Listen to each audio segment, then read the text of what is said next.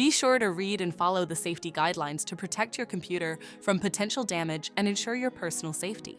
For more information about safety guidelines, see the owner's manual at dell.com/support.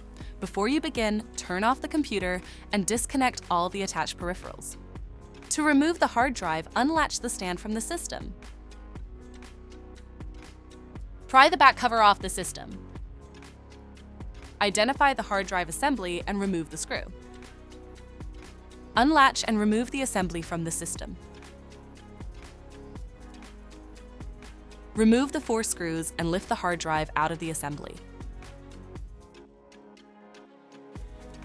To reinstall the hard drive, place it back in the assembly and install the 4 screws to secure it. Relatch the assembly to the system and tighten the screw. Secure the back cover on the system and relatch the stand. For more information about your Dell system, visit dell.com/support.